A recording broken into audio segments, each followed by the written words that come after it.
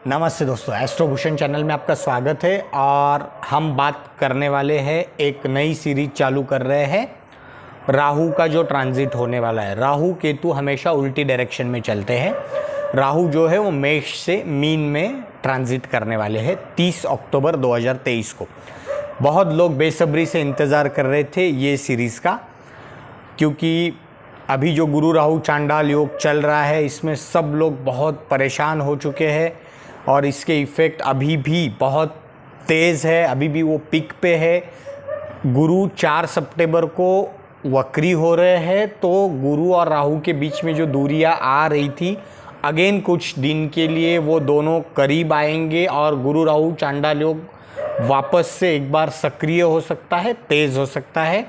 तो राहु है 30 अक्टूबर के दिन तक भी आपको संभाल के रहना है। ये गुरु राहु चांडाल योग का इफ़ेक्ट जो है वो तब तक भी रहेगा। दूसरी चीज़ है, राहु जो है मेष से मीन में जाएंगे 30 अक्टूबर 2023 को और वहाँ पे वो रहेंगे 18 मई 2025 तक। 18 महीने और 18 दिन तक राहु वहाँ रहने वाले हैं। राहु केतु जनरली 1.5 साल के बाद एक राशि से दूसरी राशि में परिवर्तन करते हैं, अपना गोचर करते हैं। और एक चीज़ है, अभी राहु जहाँ पे है तो बहुत सारे मेष लग्न और राशि वालों ने ये महसूस किया होगा कि राहु है तो वो आपको कहीं ना कहीं आपके थॉट्स पे उसका इफ़ेक्ट रहा होगा। और एक एग्जाम्पल के तौर पे अगर मैं समझाऊँ तो आप समझिए कि आपने कहीं कोई भी किसी भी तरह का एक आपके सर के ऊपर जो बर्डन था, जो प्रेशर था, वो इन 1.5 साल में, मतलब अभी राहु जाते जाते वो प्रेशर वो हल्का करके जाएंगे। अभी आप एग्जाम्पल समझिए, समझो आपने किसी से पैसा लिया था उधार, आप उसे वापस मतलब लौटाना चाह रहे थे बहुत दिनों से, बट कोई ना कोई वजह से वो आप दे नहीं रहे थे और आपके सर के ऊपर उसका एक प्रेशर था, एक बर्डन था, एक दबाव था, आप महसूस कर रहे थे। बट ये राहु के पीरियड में आपने वो पैसा वापस चुकाया होगा, लेकिन बिकॉज ऑफ राहु वो जो तरीका था, लोगों ने आपको सामने से आकर पैसा डिमांड किया होगा, तो तरीका गलत होता है। आप समझिए दोस्तों, राहु यानी वो एक डिज़ायर है, एक्सट्रीम डिज़ायर। राहु केतु आपको पता है समुद्र मंथन के वक्त में, अब वो राहु उनकी ये क्या थी कि उनको अमृत पीना था। अमृत पीने की चाह रखना कोई गलत नहीं है, इच्छाएं रखना कोई गलत नहीं है, बट वो इच्छाएं पूरी करने के लिए जो तरीका आजमाया गया था वो गलत था। तो राहु हमेशा, आपकी डिज़ायर्स गलत नहीं रहते हैं, लेकिन वो लालच में आके कोई भी हद पे जाके अपनी इच्छाएं पूरी करना, ये सही में राहु है।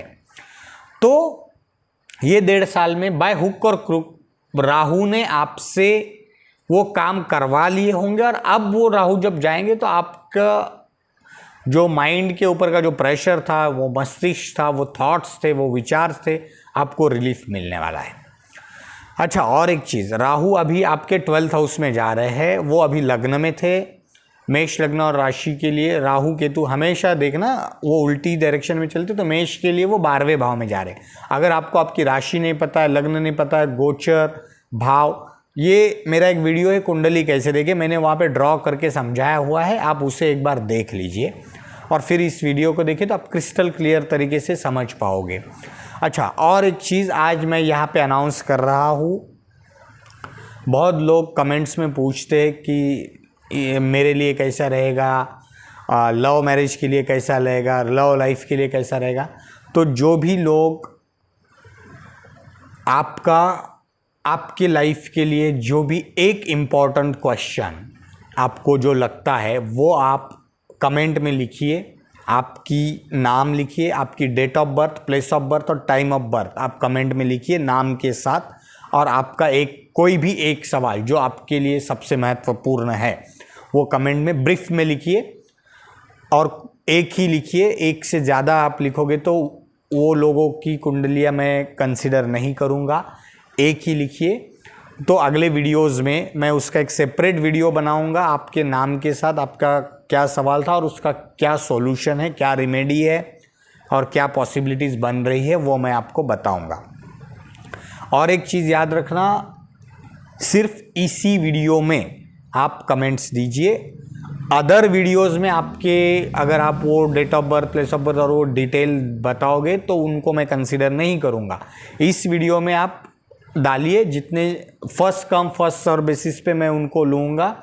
हाँ, इस वीडियो में जितने भी लोग कमेंट करेंगे धीरे धीरे करके मैं सबका कवर करूँगा। और जो लोग नहीं कर पाते हैं तो उनके लिए मैं आगे और भी वीडियो में दूंगा, तो मैं बताऊंगा कि उस पर्टिकुलर वीडियो में ही आपको वो डालना है, क्योंकि मेरे लिए भी ये पॉसिबल नहीं होता है कि हर वीडियो में जाके उनके कमेंट्स को नहीं कर पाऊंगा।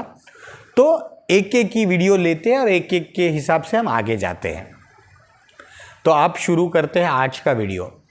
मेष लग्न और राशि के लिए राहु जो है वो 12th हाउस में आ रहे हैं और राहु वहाँ पे 18 महीने 18 दिन तक रहने वाले हैं। 18 मई 2025 तक राहु वहाँ पे रहने वाले हैं। अब ये है द्वादश भाव, 12वां भाव, 12th हाउस। यहाँ पे है मोक्ष, ये विदेश का भी भाव है, ये आपके खर्चे का भी भाव है।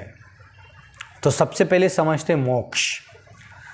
देखिए दोस्तों, मोक्ष मैं हमेशा कहता हूँ हमारे जैसे लोगों के लिए मोक्ष यानी कोई भी चीज़ की लगन, लगाव से दूरियां बन जाना, ये मोक्ष है। एक मोक्ष होता है कि आपको कोई चीज़ की अनुभूति होना और आप सब कुछ त्याग के बस मतलब भगवान के शरण में चले जाना, वो मोक्ष तो वो है ही, वो एक अलग है। पर्टिकुलरली राहु से जो मोक्ष होता है, कि राहु बोलने से डिज़ायर है, आपकी इच्छाएं है, और अब वो राहु मोक्ष की जगह पे आ रहा है। तो आपकी जो इच्छाएं है, इच्छा यानी राहु वो चीज़ें आपको देगा, बट देने के साथ साथ उसी से डिटैचमेंट भी करवाएगा। आप समझिए, आप एक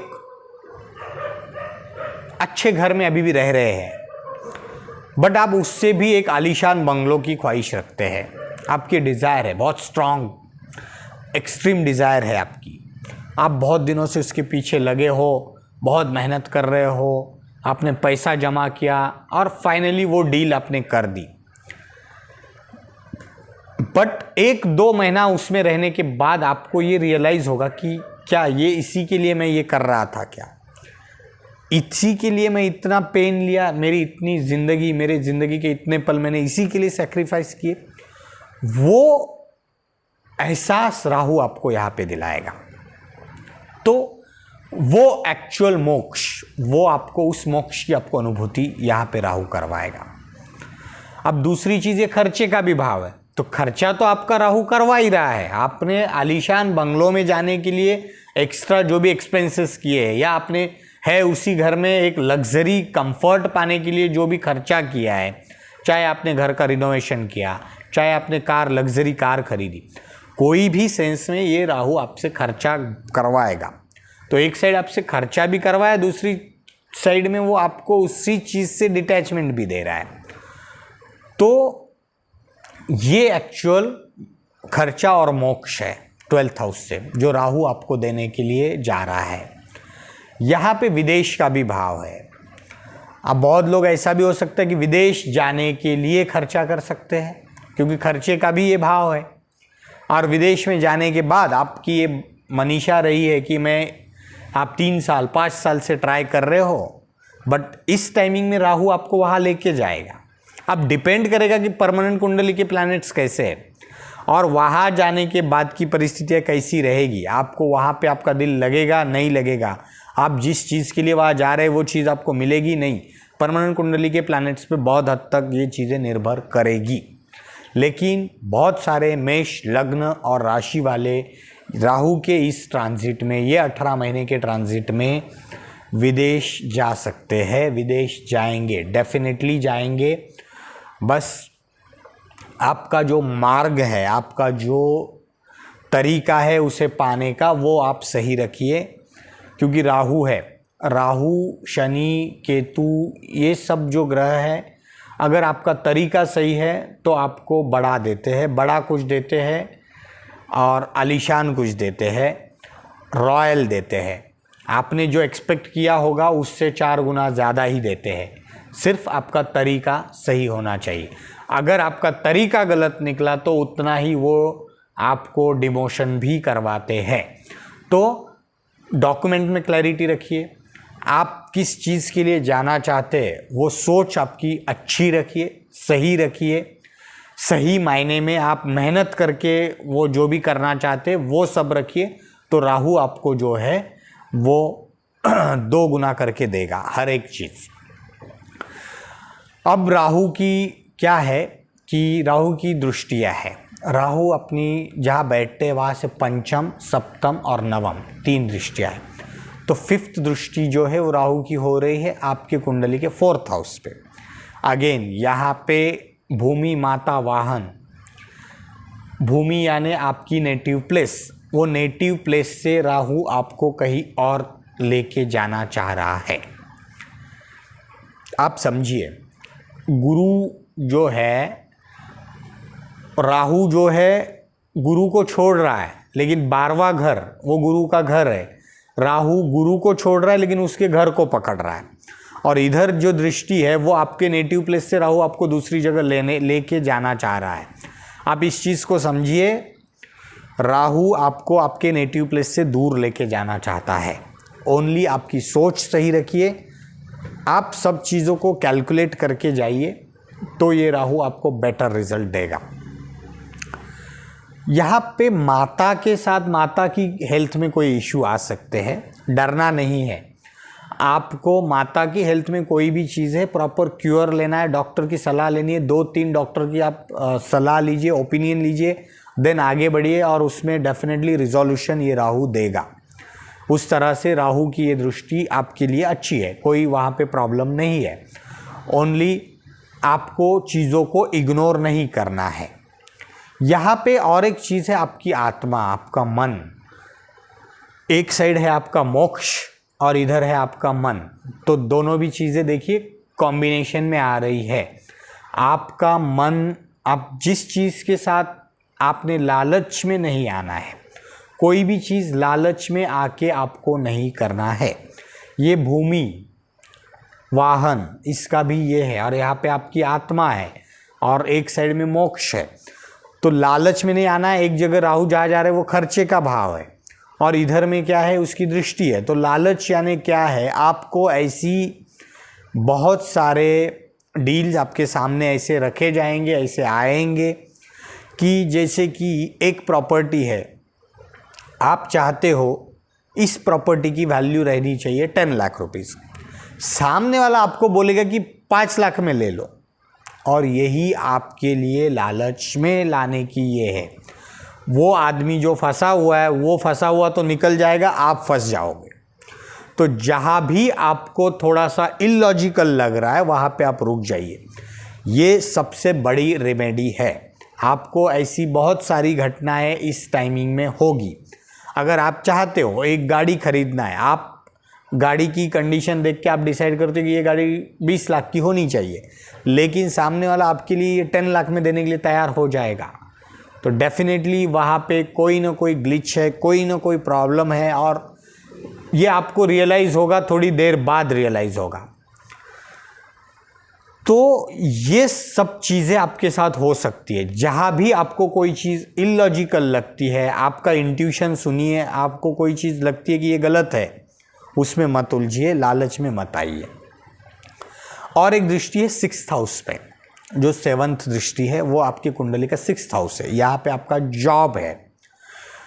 जॉब के लिए ये राहु बहुत अच्छा है, खास करके अगर आप विदेश में कोई विदेश की कंपनी के साथ जॉब वगैरह देखना चाहते तो वो बेटर है। आप है उस जगह पे रह के विदेश के साथ कुछ कनेक्शन बन रहे तो वो आपके लिए और अच्छा है। राहु यहाँ पे आपको आपके जॉब में अच्छी उन्नति कराएगा। हो सके तो जॉब को छोड़िए मत, है उसी जॉब में भी ये राहु आपको अच्छी उन्नति कराएगा। यहाँ पे रोग, ऋण, शत्रु, कोई एक आधी बीमारी का आपको सडनली पता चल सकता है, उसको आपको इग्नोर नहीं करना है, प्रॉपर क्योर आपको कर लेना है, डॉक्टर की सलाह लेनी है, ओपिनियन लेना है।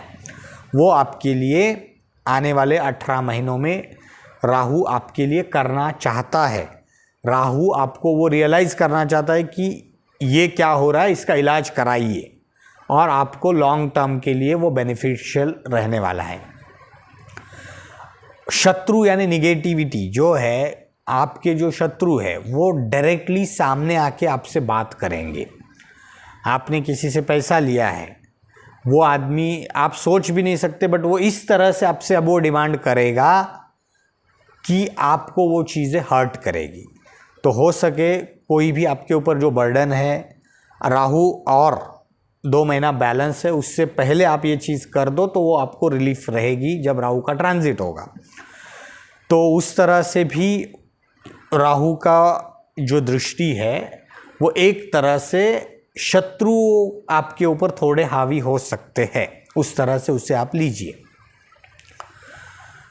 कर्जा आपको लेना नहीं है, कोई भी हाल में कर्जा नहीं लेना है। राहु आपको उत्तेजित करेगा कर्जा लेने के लिए, क्योंकि एक जगह पे वो लालच में ला रहा है, एक जगह पे आपको मोक्ष दे रहा है, एक जगह पे वो कर्जा दे रहा है।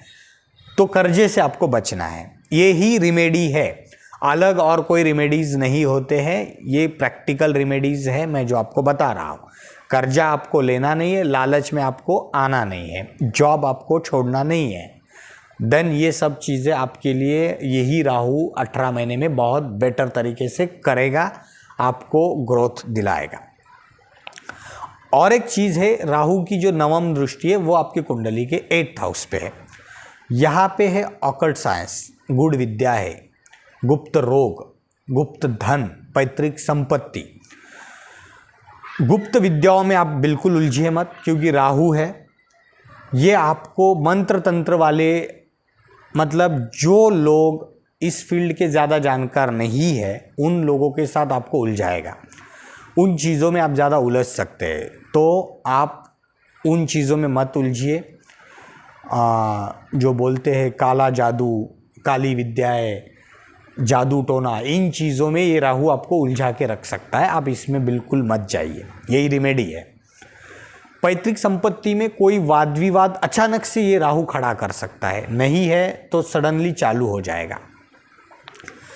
तो राहु का ये 18 महीने में पैतृक संपत्ति में कोई भी चीज़ों को आप एंटरटेन मत कीजिए, उन चीज़ों को हाथ में मत लीजिए, ये वाद विवाद बढ़ सकते हैं। तो वो कोई भी चीज़ें ऐसी होती है तो आप उन चीज़ों को थोड़ा इग्नोर कीजिए, टालते रहिए। जब राहु का 18 मई 2025 के बाद जब राहु ट्रांजिट करेंगे उसके बाद उन चीज़ों में आप हाथ डालिए। एखादा गुप्त रोग, गुप्त यानी वो आपकी बॉडी में रहता है बट सडनली आपको पता चल सकता है, तो उस चीज़ का आप थोड़ा केयर कीजिए, उन चीज़ों के ऊपर आप इग्नोर नहीं करना है। तो इतनी सारी चीज़ें ये आने वाले 18 महीनों में आपके साथ होने वाली है। केतु के जो इफ़ेक्ट है उसके बारे में हम अलग से बात करेंगे, केतु के क्या इफ़ेक्ट होंगे, बट हम अभी सिर्फ राहु की बात कर रहे हैं। केतु वैसे नेचुरली शुभ प्लैनेट है, इसलिए केतु के बारे में हम अलग से चर्चा करेंगे। बट राहु का जो है, राहु आपके एक्सट्रीम डिज़ायर से आप समझ लीजिए, राहु जो है वो राहु के तरीके गलत होते हैं, तो आप उन सब जगह पे मत उलझिए, तरीके सही रखिए। अदरवाइज़ ये राहु को जेल का भी कारक कहा गया है। आपके तरीके गलत निकले तो राहु आपको मतलब राजा से रंक और रंक से राजा करने वाला राहु रहता है, तो आप उस चीज़ को समझ के चलिए। बाकी रेमेडीज़ की बात की जाए तो हमेशा मैं कहता हूँ, गुरु राहु चांडाल योग के वीडियोज़ में भी मैंने कहा है, शिव जी की आराधना कीजिए, शिव जी के मंत्र जाप कीजिए। हनुमान जी, वैसे भी मेष लग्न है आपका, मंगल आपके राशि के स्वामी हैं, अग्रेशन आप लोगों में ज़्यादा होता है, ऊर्जा आपके अंदर ज़्यादा होती है।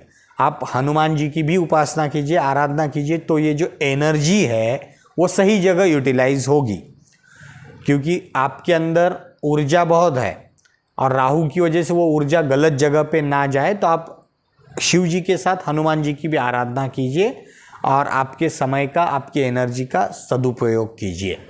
तो बाकी जो चीज़ें मैंने बताई है कमेंट्स में आप लिख सकते हैं, सिर्फ इसी वीडियो में आपको लिखना है, वो चीज़ को याद रखिए।